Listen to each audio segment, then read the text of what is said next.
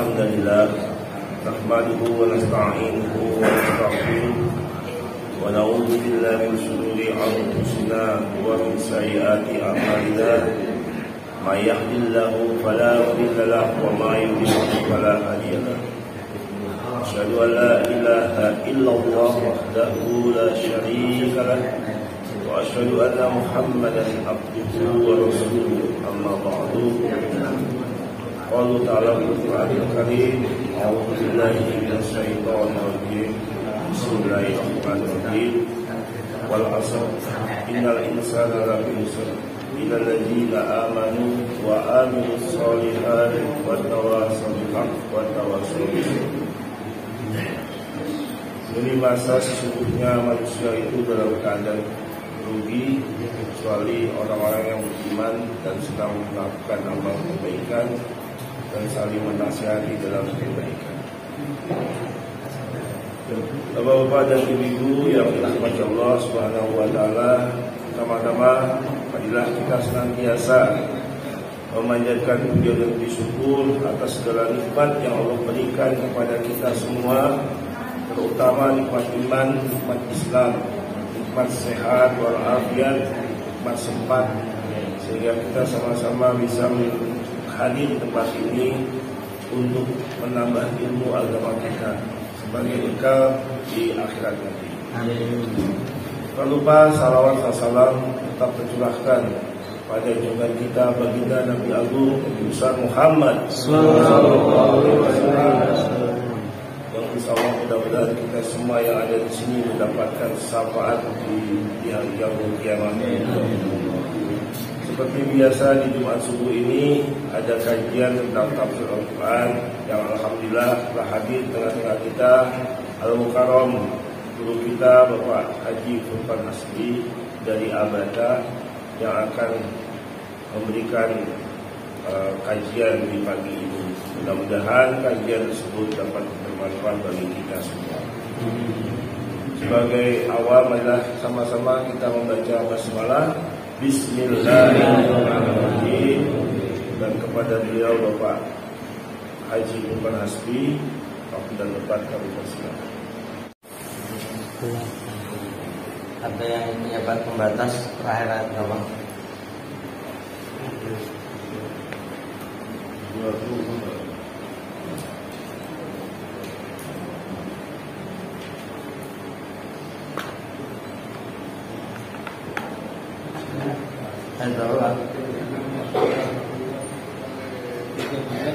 Surat An-Nazl 14 Musa.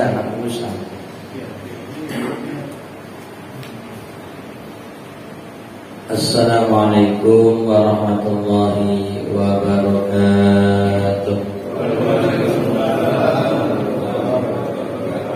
Alhamdulillah wassalatu wassalamu ala rasulillah la haula wa la quwata illa billah. Amma ba'd. Mari kita bersyukur atas segala nikmat yang kita dapat. Wa ta'udhu ni'matallah la tuhsuha. Bila engkau menghitung-hitung nikmat Allah, maka tidak akan pernah selesai jumlahnya. Karenanya kita hanya bisa bersyukur baik dengan kata-kata ucapan hamdalah, kita ucapkan dulu alhamdulillah, maupun dengan jawareh anggota badan menunjukkan syukur. Datangnya kita, melangkahkan kaki kita ke masjid untuk salat subuh berjamaah, untuk thalabul ilmi, ini tanda syukur kita kepada Allah Ta'ala. Semoga dengan ini kita semakin sehat, semakin kuat, tambah semangat, sehingga bahagia dunia akhirat. Amin ya rabbal alamin. Jamaah rahmatullah, kita berterima kasih juga untuk baginda Rasulullah Muhammad sallallahu alaihi wasallam yang cukup panjang dalam perjalanan dakwahnya penuh tantangan dan rintangan yang pada akhirnya berhasil, sukses dan Islam jaya, sehingga sampailah kepada kita. Maka bentuk dan wujud terima kasih kita setiap kali menyebut namanya kita bersolawat. Karena itu mari kita bersolawat untuk Nabi Muhammad Sallallahu Alaihi Wasallam. Karena ini perintah dari Allah, ya ayyuhalladzina amanu shallu alaihi wasallimu taslima. Wahai orang-orang beriman, berilah salawat dan salam untuknya. Dan siapa yang salawat sekali, Nabi menjanjikan, man shalla alayya marratan sallallahu alaihi wasallam. Orang yang sekali salawat untukku, kata Nabi, maka Allah akan membalas 10 kali lipat kebaikan. Mudah-mudahan kita mendapatkan lipat ganda salawat yang kita ucapkan. Amin. Jamaah rahmatullah, kita masih di surat An-Nazi'at yang jumlahnya 46 ayat. Kita baru sampai pada ayat 14 sudah terbaca. Lalu kita membaca ayat 15 sampai berapa kemarin? 26. Ya, ini adalah kisah tentang Nabi Musa alaihissalam dengan menghadapi Fir'aun. Kita baca lagi, betul nggak? Ayat 15 sampai ayat 26. A'udzu billahi minasy syaithanir rajim. A'udzu billahi minasy syaitanir rajim. Hal ataka haditsu Musa?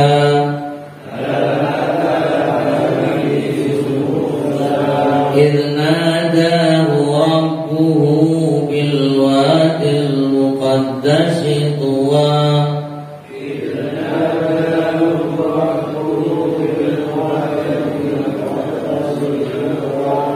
اذهب إلى فرعون إنه طغى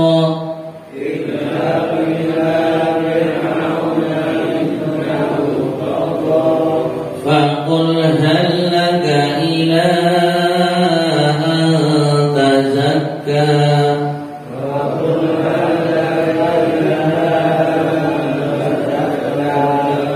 وأهديك إلى ربك فتخشى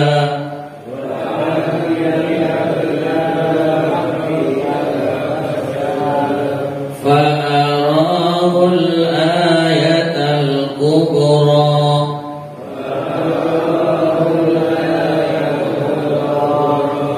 فكذب وعصى ثم أدبر يسعى فحشر فنادى فقال أنا ربكم الأعلى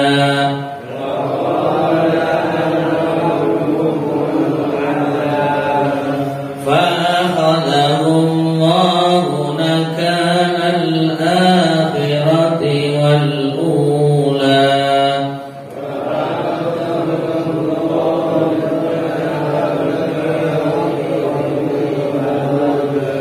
إن في ذلك لعبرة لمن يخشى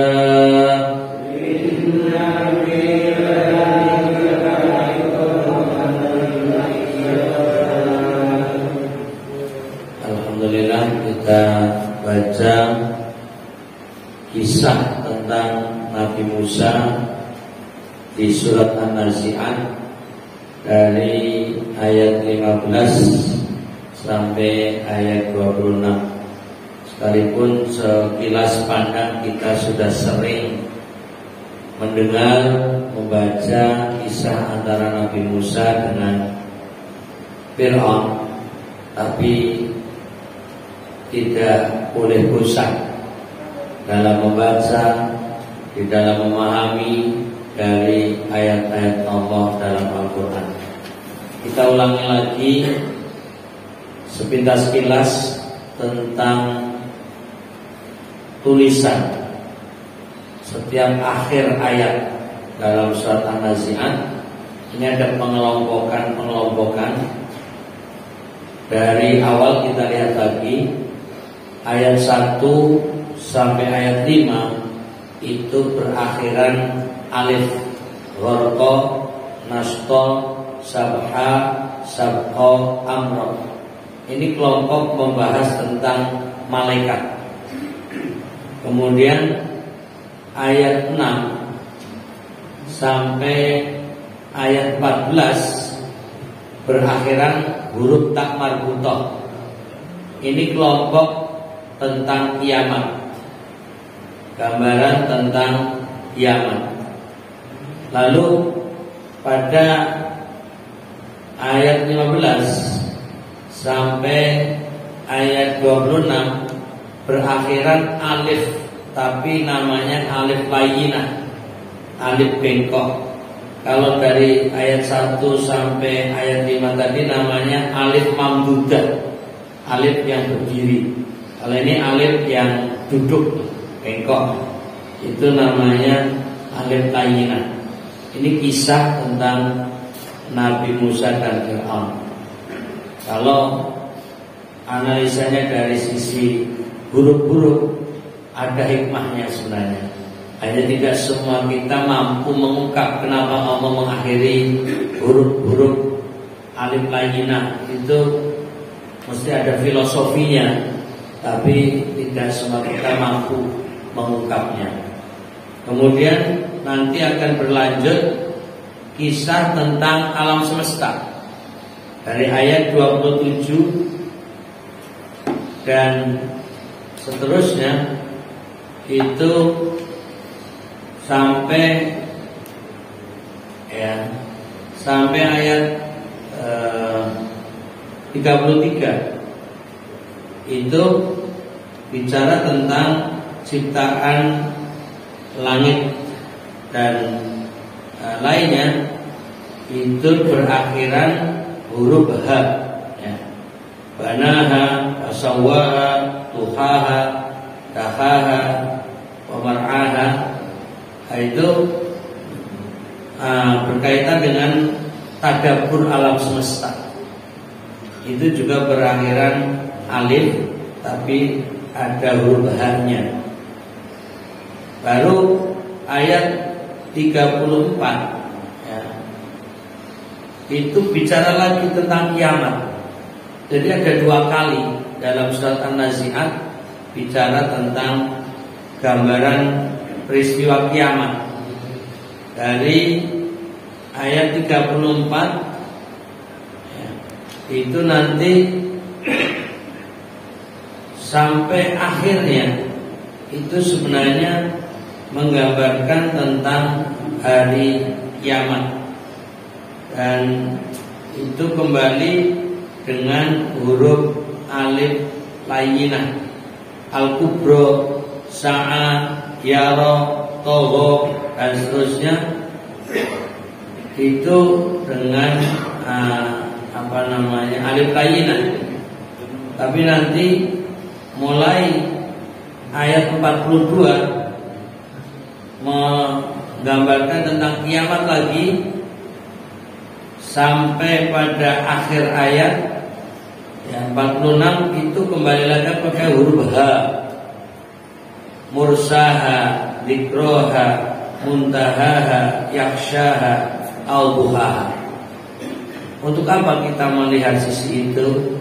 Untuk menunjukkan bahwa betapa Al-Quran itu bahasanya indah, Al-Quran itu puitis, Al-Quran itu sekalipun bicara tentang hal-hal yang dahsyat seperti kiamat, tetap bahasanya santun, bahasanya indah, bahasanya nyaman, tapi maknanya mendalam.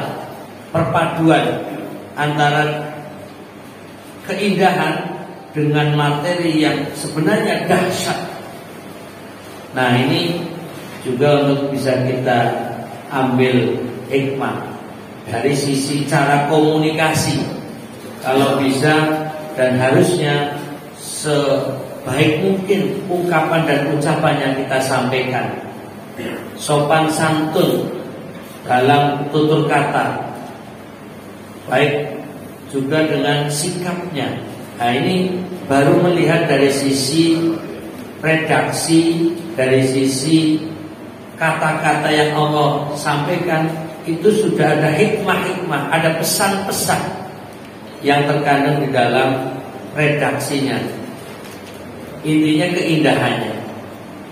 Baik, sama rahmatullah, kita masuk pada ayat tentang Nabi Musa. Walaupun sekali lagi bicara tentang Nabi Musa bukan hal baru, berulang-ulang di surat-surat lain Al-Quran menceritakan tentang Nabi Musa, baik secara garis besar maupun secara rinci. Nah, di dalam surat An-Nazi'at yang ciri khasnya ayat-ayatnya pendek, ini tentu disampaikan dengan simpel, singkat, padat, tapi maknanya luas dan mendalam. Diawali dengan sebuah pertanyaan, hal ataka hadithu Musa, sudahkah sampai kepadamu hai Muhammad kisah Musa? Ini juga sekali lagi bahasa komunikasi. Bagaimana Allah ingin memulai sebuah kisah, itu tidak menggurui, walaupun hak Allah bisa memberitahu dengan jelas dan tegas langsung, tapi diawali dengan bahasa pertanyaan. Hal, apakah ataka hadithu Musa, sudah sampai kepadamu kisah tentang Nabi Musa. Jadi ini bahasa-bahasa, kalau bahasa manusia itu caper, cari perhatian. Memulai sebuah pembicaraan itu dengan pertanyaan. Namanya bahasa komunikasi yang sederhana dan harian. Namanya saya bertanya kepada para jamaah, bagaimana kabar hari ini? Gitu kan, jawab dulu. Alhamdulillah baik. Nah, ini kan artinya sebuah cara untuk mendapatkan respon dan perhatian. Tapi berbeda dengan ayat seperti ini, Allah bertanya kepada Nabi Muhammad SAW tentang kisah hidup, ya, perjalanan hidup Nabi Musa. Itu tidak harus langsung dijawab oleh Nabi. Iya, tidak, belum, sedikit, agak perlu dijawab seperti itu. Tapi ini sebuah pertanyaan sebagai pembuka kisah. Nah, ini juga bisa kita ambil pelajaran bagaimana cara kita berkomunikasi, bagaimana cara kita memulai, bagaimana cara kita ingin menyampaikan sebuah informasi, menyampaikan sebuah ilmu. Itu boleh didahului dengan sebuah pertanyaan. Walaupun pertanyaan itu tidak serta-merta langsung dijawab oleh audiens, tidak langsung dijawab oleh pendengar, tapi paling tidak pertanyaan untuk penggugah, untuk pembuka dalam sebuah kisah. Nah, ini diantara kenapa Allah memulai dengan sebuah pertanyaan dalam kisah Nabi Musa alaihissalam. Di sini menggunakan kata hadits. Jadi hadits itu yang sering kita dengar pasangannya Al-Quran. Al-Quran dan hadis. Nah, hadis yang dimaksud dengan pasangan Al-Quran dan hadis adalah ucapan Nabi Muhammad SAW atau perbuatannya atau persetujuannya. Itu yang makna hadis pasangan Al-Quran dan hadis. Tapi kalau hadis dalam ayat ini yang digandengkan dengan lafal Musa, ini artinya kisah, cerita, pembicaraan tentang perjalanan hidup Nabi Musa alaihissalam yang di sini diawali turunnya wahyu kepadanya. Artinya kalau kita membaca kisah Nabi Musa banyak jalur. Ada yang ayat-ayat bicara tentang balitanya Nabi Musa, ya, ketika Nabi Musa lahir. Kemudian ada kisah tentang Nabi Musa bersama para kaumnya Bani Israel. Ada ayat-ayat yang bicara Nabi Musa berhadapan dengan penyihir. Dan banyak ayat yang sepertinya sepenggal-penggal tentang kisah Nabi Musa. Nah, di dalam ayat ini juga langsung masalah prosesi wahyu yang Allah turunkan kepada Nabi Musa, yaitu kisah ketika Nabi Musa berada di Al-Wadil Muqaddas, sebuah lembah yang suci namanya Tua. Nah, ini nama Tua, kebetulan bahasa Indonesia ada kata Tua ya. Nah, tapi ini adalah sebuah tempat. Jadi kalau Nabi Muhammad SAW itu di Jabal Nur, yang di situ ada gua terkenal dengan istilah Hira. Lalu bahasa kitanya Hiro. Jadi gua Hira. Ini adalah sebuah tempat, ya, tempat. Kemudian pada ayat itu disebutkan idnadahu rabbuhu bil wadil muqaddasi tuwa. Tatkala Rabbnya memanggilnya di lembah suci, yakni lembah Tua. Lalu apa pesan Allah kepada Nabi Musa? Jadi tentang perintah, tentang wahyu yang Allah berikan kepada Nabi Musa. Jadi Allah sedang cerita kepada Nabi Muhammad SAW yang kesannya bersifat khusus. Tapi bukan berarti kisah ini hanya internal untuk Nabi Muhammad SAW, tapi ini juga berlaku kisahnya untuk kita semua. Tapi awal kisahnya Allah ingin bercerita spesial, khusus, seakan-akan kalau manusia itu berhadapan-hadapan. Ini Allah langsung hal ataka hadis Musa, seakan-akan Allah cerita langsung ngomong ke Nabi Muhammad, kamu sudah tahu belum kisah Nabi Musa? Nah, kalau bahasa manusia seperti itu, sudah tahu belum kisah Nabi Musa? Nah, kan kalau jawaban kita, oh belum, oh ya sudah, mau saya ceritakan, kan gitu. Lalu cerita tentang wahyu tadi, bagaimana mendapatkannya di sebuah lembah. Setidaknya kalau kita amati kisah Nabi Muhammad SAW, dapat wahyunya di perbukitan, di gunung Jabal Nur, di gua. Demikian pula Nabi Musa itu juga mendapatkan wahyu di lembah. Intinya di sebuah tempat yang sepi, jauh dari keramaian. Nah, ini kalau bahasa-bahasa orang kita itu bersemedi gitu. Jadi menyendiri, memisahkan diri dari keramaian untuk mendapatkan sebuah pesan-pesan khusus.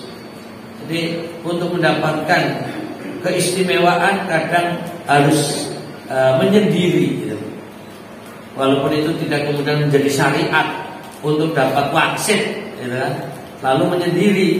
Tapi bisa jadi orang menganalisa, ambil hikmah. Saya pengen mendapatkan ketenangan, saya pengen mendapatkan sesuatu, saya ingin mendapatkan, kalau tadi bahasanya wangsit, ilham atau apa, lalu mengurung diri dengan caranya. Tentu kalau umat Islam harus dengan dzikir, wirid, ya, taqarrub ila Allah, itu nanti bisa mungkin mendapatkan inspirasi baik. Nah, kalau ini sifatnya wahyu. Dan pesan yang Allah berikan kepada Nabi Musa ini sesungguhnya pesan yang dahsyat. Bagaimana tidak? Seorang Musa yang sudah meninggalkan istana, bahkan sudah berkeluarga jauh dari tempat Fir'aun, tiba-tiba diperintahkan untuk kembali ke istana, untuk datang ke istana. Padahal awalnya kepergiannya ada masalah dengan kerajaan. Ya, nanti kisah Nabi Musa itu banyak versi. Versi kitab suci Al-Quran, ada versi Israiliyat, ada yang mereka ambil dari kitab Taurat, dari kitab Injil. Nanti kisahnya beda-beda, tapi sesungguhnya ada titik temunya. Nah, kalau dalam kisah Islam, Nabi Musa pernah menempeleng seseorang, lalu terkapar orang itu, sehingga bahkan konon kabarnya mati. Sehingga ini untuk menghindar dari jeratan hukum, Nabi Musa dibisiki seseorang untuk meninggalkan tempat. Akhirnya pergi jauh, dan akhirnya ketemu yang namanya Nabi Syuaib, ya, yang kemudian nanti di situ menikah dengan putrinya. Singkat cerita, dalam sebuah perjalanan Nabi Musa menuju ke sebuah lembah, dan ternyata di situ ada perintah, idhab ila Fir'aun innahu tagha. Pergilah kamu kepada Fir'aun, sesungguhnya dia telah melampaui batas. Jadi kata-kata terkait sifat Fir'aun itu tagha. Tagha itu bahasa ayat lain taghut. Taghut itu zalim, berbuat aniaya, semena-mena terhadap rakyatnya, kejam, keras. Dan ini sifat yang biasanya dilekatkan kepada penguasa. Jadi pemimpin yang kejam itu biasanya diistilahkan dengan taghut.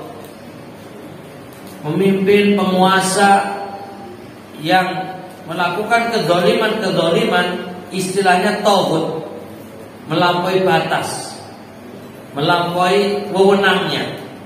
Maka di sini Fir'aun dijuluki taghut, melampaui batas. Nah, dalam kondisi seperti itu justru Nabi Musa diperintahkan untuk ketemu, untuk datang. Ya, ini ilustrasikan dalam kehidupan kita. Umpamanya kita pernah berbuat salah, katakanlah melanggar hukum, ya kan? Melanggar hukum. Lalu menurut catatan, ini apa itu namanya, orang dalam pencarian apa namanya? Jadi orang yang dicari-cari, ya, artinya dia akan ditangkap tapi lari kan gitu. Nah, kemudian pada suatu waktu malah diminta, ayo ketemu atau temui.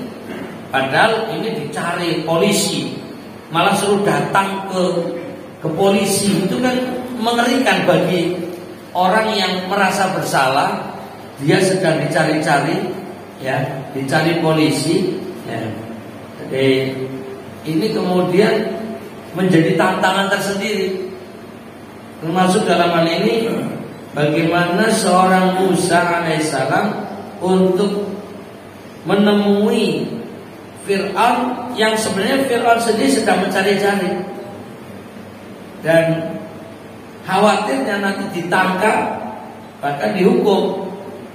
Tapi di sini malah justru pesan Allah Ta'ala kepada Nabi Musa, faqul hallaka ila antazakka, dan katakanlah kepada Fir'aun, adakah keinginan bagimu untuk membersihkan diri dari kesesatan? Jadi luar biasa, perintah Allah ini berat, ya, tidak mudah untuk dilaksanakan oleh orang biasa. Seorang Musa yang tadinya memang tinggal di dalam istana, tapi sudah pergi bertahun-tahun, tiba-tiba diminta untuk kembali dan menyampaikan sebuah pesan, hallaka ila antazakka. Jadi redaksi, ya, yang akan disampaikan kepada Fir'aun Allah buatkan. Jadi catatan, nanti sampaikan ke Fir'aun, hallaka ila antazakka, adakah keinginan bagimu untuk membersihkan diri dari kesesatan? Lagi-lagi bahasa komunikasi. Perhatikan, sekalipun Allah menyebut Fir'aun adalah tauhid, Fir'aun adalah penguasa bejat, penguasa kejam, pembunuh, dan seterusnya, istilah-istilah yang buruk, jelek. Tapi bersama dengan itu Allah memerintahkan kepada Nabi Musa mendatanginya dengan cara yang baik, menggunakan bahasa yang santun, menggunakan bahasa komunikasi yang nyaman, bahkan menggunakan kata tanya. Perhatikan pada ayat 18, hal laka ila antazakka, apakah, ya, engkau Fir'aun mau membersihkan diri? Berkenankah engkau, ya, untuk membersihkan diri? Luar biasa. Jadi bagaimana Allah mengajarkan akhlak mulia, bagaimana Allah mengajarkan etika, bagaimana Allah mengajarkan adab sopan santun dalam berbicara. Sekalipun yang dihadapi ini jelas-jelas orang jahat, sekalipun yang dihadapi adalah penjahat, ya, kejam, tapi tetap menggunakan bahasa komunikasi yang baik dan santun. Maka dalam ayat lain pesan Allah, ud'u ila sabili rabbika bil hikmah. Jadi ajaklah manusia itu ke jalan Tuhanmu dengan cara yang bijak. Jadi Allah di dalam mengajari Nabi Muhammad SAW agar menyampaikannya dengan bahasa yang penuh hikmah, wal mau'izatil hasanah, dan menggunakan bahasa pesan-pesan yang baik, nasihat yang indah. Itulah pesan Allah kepada Nabi Muhammad SAW dalam metode dakwah. Bahkan kalau berhadapan dengan siapapun lalu ngeyel, menentang, menolak, mengancam, apa pesan Allah? Jadilhum billati hiya ahsan. Dialoglah, debatlah dengan cara yang lebih baik. Jadi menggunakan kata ahsan. Ahsan itu dengan cara yang lebih baik dari apa yang dia terima. Bahkan dalam sebuah riwayat hadis, Nabi berpesan kepada sahabatnya, ahsin ila man asa'a ilaik. Berbuat baiklah kepada orang yang telah berbuat buruk kepadamu. Wah, coba. Ini pesan singkat, tapi kalau kita tadabbur, kalau kita amati, kalau kita perhatikan, ini berat. Nah, kita coba cerita yang ande-ande, ya, hanya sebuah umpama. Kita di lingkungan kita ada pencuri umpamanya, ada pelaku kejahatan. Nah, si pencuri ini kemudian ketangkap basah, ditangkap oleh warga. Kira-kira ini yang terjadi pada umumnya. Kira-kira setelah menangkap warganya ngapain kira-kira Bapak? Jotosi, gebuki, apalagi. Bahkan ada yang melukai. Bahkan yang pernah terjadi sebuah peristiwa membakar hidup-hidup. Sungguh terlalu, ya, terlalu. Ini sebuah cara yang tidak baik, yang kadang-kadang juga kasihan. Si pencurinya orang Islam, yang menangkap juga orang Islam, tapi perilakunya bukan orang Islam. Pencurinya mencuri juga bukan sifat orang Islam, yang menangkap lalu mengadili, menghakimi sendiri, main hakim sendiri, lalu membakar sampai mati, itu juga bukan cara Islam. Mestinya sekalipun dia penjahat, sekalipun dia pelaku, ya, pencurian, kalau kita mengikuti aturan Al-Quran, kita mengikuti aturan Rasulullah SAW, tetap bersikap bijak, baik, sopan, santun, dan dengan cara yang terbaik. Sulit ini. Ahsin, ya, berbuat baiklah kepada orang yang telah berbuat buruk kepada. Ini pencuri, penjahat, tapi bisa nggak menangkapnya dengan cara baik? Kalau tahu Muslim, assalamualaikum. Kira-kira bisa nggak sih main santai gitu, santun? Ini teoritis ini, tapi seharusnya seperti itu. Gimana Pak? Ya kan sudah ditangkap, ya kan? Kemudian nanti caranya tidak dengan pukulan, tidak dengan kekerasan, tapi diajak dengan bahasa yang sopan, yang santun. Maaf kalau masih muda, Mas, sebenarnya mau nyuri apa sih? Kenapa sih kamu mau mencuri? Umpamanya seperti itu.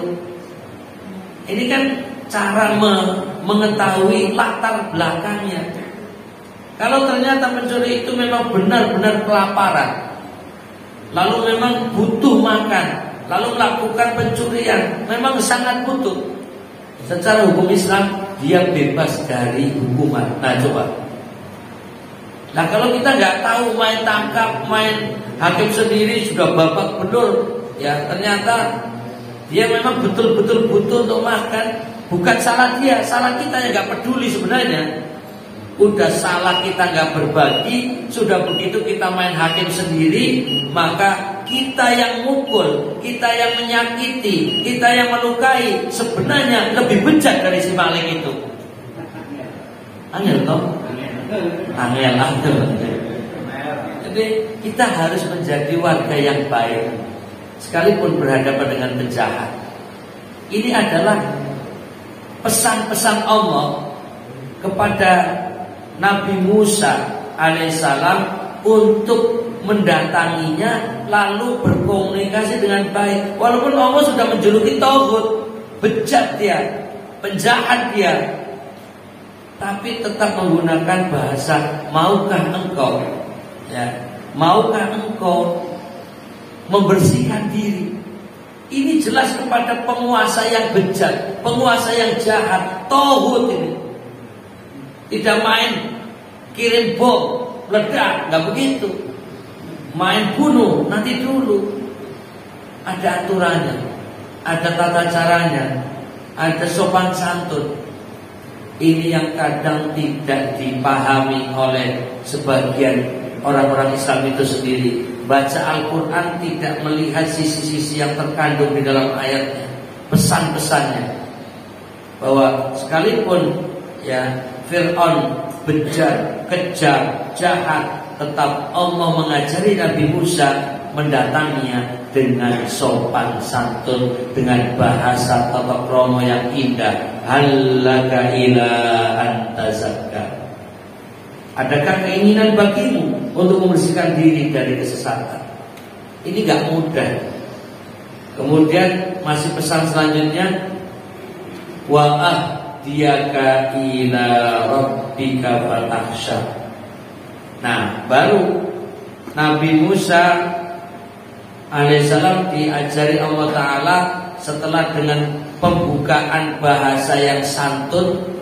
Karena kelas raja, sekalipun dari sisi karakternya dianggap kejam, dianggap bejat, tapi dia merasa orang yang sudah mapan, ya punya kedudukan tinggi, itu tidak mau diatur, mau biasa ngatur, tidak mau digurui karena merasa lebih tahu. Makanya tadi memulainya dengan bahasa pertanyaan. Ini saya melihat jam kok nggak ada perubahan jamnya. Oh ya, sudah detik tadi ya? 10 menit lagi. Oh 10 menit lagi. Ya bagi yang punya kepentingan urusan boleh memenuhi urusannya, nggak apa-apa. Kemudian pada ayat 19, wa ahdiyaka ila rabbika fatakhsha. Jadi setelah membuka bahasa yang santun, bahasa yang sopan, menawarkan, ya, menawarkan setelah bertanya baru menawarkan. Wa ahdiyaka ila rabbika fatakhsha. Dan kamu akan kupimpin ke jalan Rabbmu agar kamu takut kepadanya. Nah ini baru menawarkan kalau memang berkenan, kalau engkau Fir'aun mau membersihkan diri, mau menuju jalan yang benar, saya bantu. Saya bisa membimbingmu kepada jalan Tuhanmu. Nanti engkau menjadi orang yang merasa takut di hadapan Allah, sekalipun seorang raja. Nah ini adalah kalimat-kalimat urutan setelah pertanyaan, penawaran. Ini kalau ditarik dari sisi ilmu ekonomi juga, bahasa-bahasa sales ini juga penting untuk memulainya, ya kan? Untuk menawarkan sebuah barang bisa bertanya dulu, maaf, apakah Bapak membutuhkan hal ini, gitu kan? Ya, apapun barang yang kita tawarkan, kalau iya, kami bisa memberi penjelasan tentang kualitas barang ini. Mamanya seperti itu. Jadi ada pembuka, ada penawaran. Jadi begitu indah Allah membimbing sebuah proses untuk menuju kepada kebaikan. Fa'arahul ayat al-kubra. Nah, setelah menawarkan untuk membimbing, baru ingin menunjukkan bukti. Karena kisah di dalam ayat ini tidak rinci, tapi poin-poinnya tidak diberi gambaran dialog antara Nabi Musa dengan Fir'aun, tapi hanya kisah yang Allah berikan kepada Nabi Muhammad SAW tentang bagaimana Musa menemui Fir'aun. Lalu Fir'aun menunjukkan bukti, kalau bahasanya mukjizat. Fa'arahul ayat al-kubra. Lalu Musa memperlihatkan kepadanya mukjizat yang besar. yaitu tongkat yang berubah menjadi ular, tangan yang bisa bersinar. Ini adalah mukjizat yang Allah berikan. Tapi sekalipun hebatnya mukjizat yang Allah berikan kepada Nabi Musa, tidak serta-merta Fir'aun beriman, Fir'aun menerima, Fir'aun tunduk patuh dan legowo. Tapi justru fakadzdzaba wa asar. Tetapi Fir'aun mendustakan dan mendurhakainya. Nah, ini juga ambil hikmah dan pelajaran. Sesopan apapun yang kita ungkapkan, sebaik apapun yang kita berikan, bukti-bukti nyata yang kita sodorkan, tidak ada jaminan orang mau menerima ajakan kebaikan kita. Kita harus sabar, apalagi namanya Pak Sabar. Kita harus tetap istiqomah dan tidak putus asa. Kalau bahasanya latai asu gitu. Jangan putus asa dalam menyampaikan kebaikan. Dan kita jangan kecewa sekalipun yang kita ajak menolak. Jadi sudah dengan tutur kata yang baik, dengan cara yang sopan, yang santun, dengan akhlak mulia, mengajak kebaikan, isinya adalah kebaikan. Ternyata diabaikan, mereka acuh tak acuh, tidak diperhatikan, tidak didengarkan, bahkan ditinggal, didustakan. Ya kalau pengajian seperti ini hanya ditinggal ngantuk biasa gitu. Saya biasa saja gitu. Ya nggak apa-apa. Tapi dibalik ngantuk yang penuh hikmah gitu. Nah ini artinya ini juga harus ditanamkan mental kepada para dai, mental kepada para ustaz, mental kepada para kiai, mental kepada orang-orang yang mengajak kebaikan. Itu jangan kemudian selalu berharap mesti nanti dapat jamaah yang banyak, didengarkan orang, dapat pujian, dapat sambutan, digelar karpet merah sebagai penyambutan dengan terbuka dan seterusnya. Tidak harus begitu.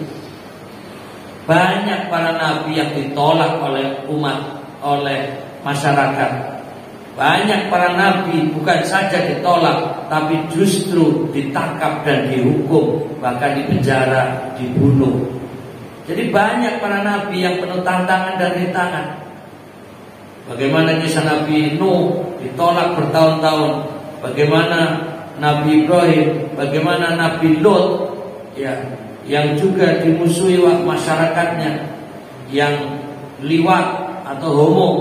Kemudian bagaimana para nabi-nabi lain yang penuh tantangan dan rintangan, termasuk Nabi Musa alaihissalam. Ini adalah sebagai pelajaran yang perlu kita ambil dalam kehidupan. Kita kalau berhadapan dengan seseorang, lalu orang itu kemudian tidak peduli, acuh tak acuh, menolak, bahkan tidak percaya, kita jangan mudah emosi. Sabar, sabar, sabar. Jadi bagaimana gambaran yang Allah berikan? Fakadzdzaba wa asar. Dan ini sebenarnya kalimat sebagai kunci untuk Nabi Muhammad SAW. Maksudnya bagaimana? Ayat-ayat ini sesungguhnya sebagai bentuk informasi hiburan hati untuk Nabi Muhammad SAW. Maksudnya bagaimana? Nabi ini kan dakwah di Mekah, disampaikan kepada para pejabat, para pembesar, tokoh-tokoh kaum Quraisy yang diajak untuk masuk Islam, yang diajak untuk bertauhid, yang diajak menerima kebenaran, tapi mereka menolak, bahkan memusuhi, mencaci, memaki, menghina, bahkan mengancam pembunuhan. Lalu Allah ceritakan tentang Nabi Musa. Kalau bahasa kita mungkin wes Muhammad orang DWI gitu loh. Kamu tuh bukan hanya manusia yang pertama mendapatkan cacian, hinaan, bukan orang pertama yang dimusuhi. Lihat, sekelas Musa berhadapan dengan Fir'aun yang seorang raja diraja, orang yang begitu kejam, Nabi Musa tetap menghadapinya dengan ketabahan dan kesabaran. Dan endingnya pun gak berhasil. Dalam kisah yang cukup panjang nanti kita tahu bagaimana Fir'aun tidak masuk Islam, tidak menerima kebenaran. Jadi gak usah bersedih hati wahai Muhammad. Kaum Quraisy semua memusuhi, kaum Quraisy semua membenci. Belum seberapa dibandingkan berhadapan dengan Fir'aun. Jadi seakan-akan ayat ini pesan terdalam untuk Nabi Muhammad, untuk menghibur hati, melipur lara. Sudahlah, gak usah bersedih hati. Tetap alaikal balag, tugasmu menyampaikan. Masalah diterima atau ditolak, dipuji atau dibenci, bukan tujuan. Tetap sampaikan. Nah, ini adalah prinsip-prinsip dakwah. Karenanya ini juga kita ambil pelajaran. Kalau kita menyampaikan kebenaran lalu ditolak oleh lingkungan, jangan marah, jangan nesu, jangan emosi, jangan kecewa. Sudahlah, kita belum apa-apa dibandingkan Nabi Musa, dibandingkan Nabi Muhammad atau nabi-nabi yang lain yang menghadapi kaumnya penuh tantangan dan rintangan. Siap? Ya, yang belum jawab siap berarti sudah mulai ngantuk ini. Ya baik, waktunya sudah cukup. Baik, ini saya ingin menuntaskan sedikit. Tsumma adbara yas'a fahasyara fanada faqala ana rabbukumul a'la. Kemudian dia berpaling seraya berusaha menantang Musa. Jadi setelah mendustakan, mendurhakai, lalu berpaling, meninggalkan Musa. Gak mau dengerin Allah ngomong apa kamu. Tapi wes, kamu punya tongkat yang bisa dituduh sihir, kamu bisa merubah. Ini kan namanya gambaran Fir'aun yang sedang marah kepada Musa. Saya juga punya penyihir-penyihir yang handal, penyihir-penyihir yang lebih hebat daripada sihirmu itu. Kecil gitu kan, nantang. Lalu diadakan sebuah pertandingan antar. Jadi seakan-akan bagi Fir'aun ini adalah acara besar, pertunjukan, duel antara tokoh-tokoh penyihir. Itu seakan-akan begitu. Digelar fahasyaro. Jadi terbuka. Lihat wahai masyarakat, diawali Fir'aun mencari para penyihir yang hebat, kumpulkan, lalu nanti untuk menghadapi Musa.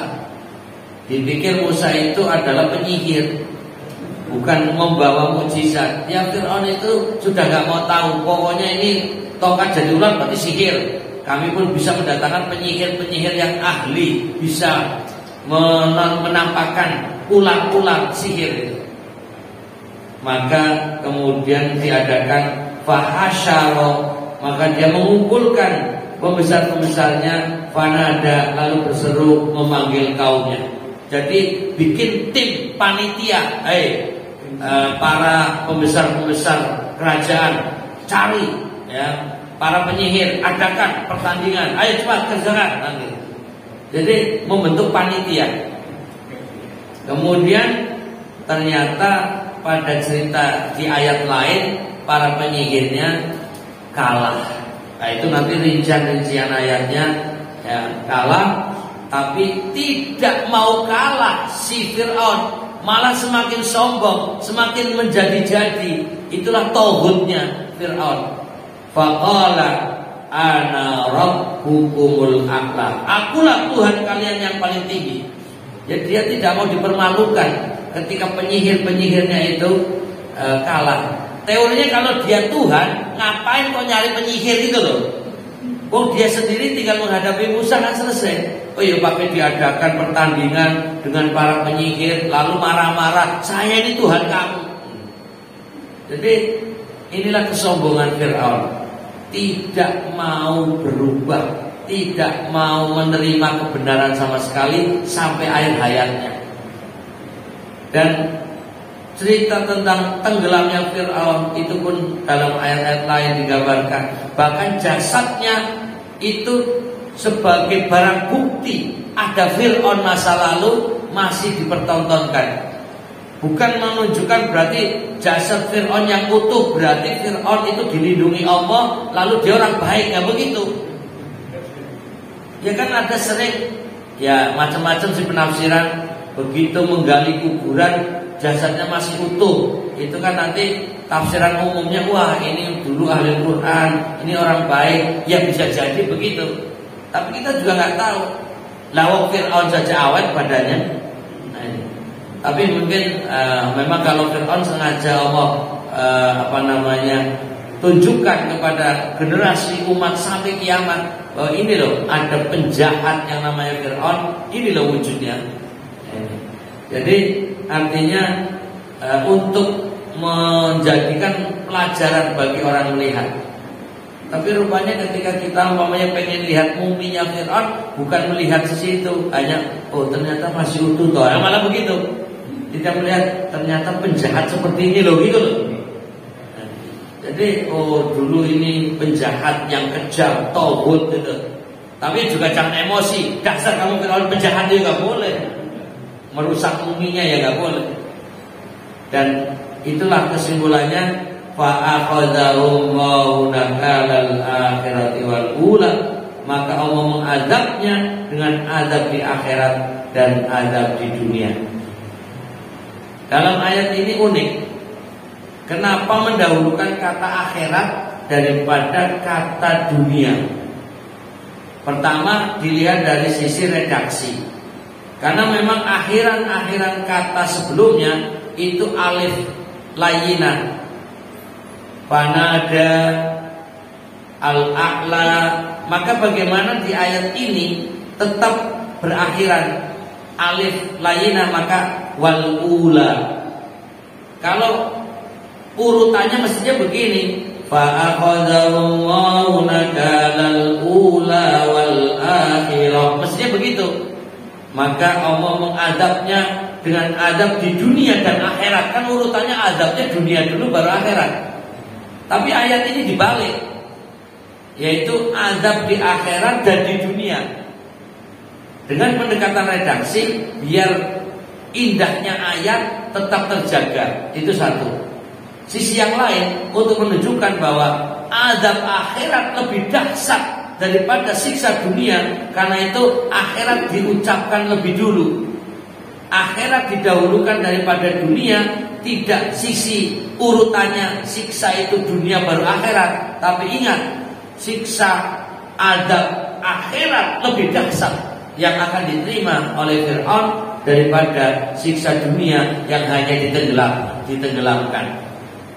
Ditenggelamkannya saja jasadnya masih utuh itu loh. Nah nanti kalau di akhirat siksanya api yang lebih dahsyat. Nah ini alasan diantara hikmah dibalik kenapa akhirat didahulukan, siksa akhirat didahulukan dalam penyebutan urutan ayat dari dunia. Kalau urutannya kan biasanya siksa dunia dan akhirat. Dan penggunaan kata dunia dalam ayat ini al-ula, yang pertama. Dan banyak ayat-ayat Al-Quran yang menyebut kata dunia dengan kata al-ula. Dan pada akhirnya ayat 26, inna fi dzalika la'ibratan liman yakhsha. Sesungguhnya pada yang demikian itu terdapat pelajaran bagi orang yang takut kepada Rabb-Nya. Inilah endingnya, inilah tujuan akhirnya. Biar kisah tentang Nabi Musa berhadapan dengan Fir'aun, yang pada akhirnya Fir'aun kalah, hancur. Walaupun dia seorang raja di raja, orang yang kuat tentaranya, orang yang kaya raya, orang yang hebat, penguasa jagat raya, tapi toh pada akhirnya hancur. Dan ini untuk memberi pelajaran kepada umat manusia yang lain. Hanya jadi Pak RT gak usah sombong. Hanya jadi Pak RW jangan sombong. Untuk jadi camat, lurah, camat, apalagi bupati, wali kota, gubernur, apapun, presiden sekalipun, jangan sombong. Kalian belum apa-apanya dibandingkan Fir'aun. Fir'aun pun akhirnya hancur, apalagi kalian hanya sekelas ini. Nah, itu intinya di antara pelajaran. Waspadalah, waspadalah dari kedoliman-kedoliman yang kalian lakukan. Ancamannya bukan dunia saja, tapi juga akhirat. Nah, ini karenanya mudah-mudahan di dalam membaca ayat bukan sekedar baca cari pahala, tapi baca untuk kita ambil hikmah dan pelajaran diterapkan dalam kehidupan. Mudah-mudahan menjadi ilmu yang bermanfaat buat kita semuanya. Amin. Akhirul kalam, subhanakallahumma bihamdika asyhadu an la ilaha illa anta astaghfiruka wa atubu ilaik. Assalamualaikum warahmatullahi wabarakatuh.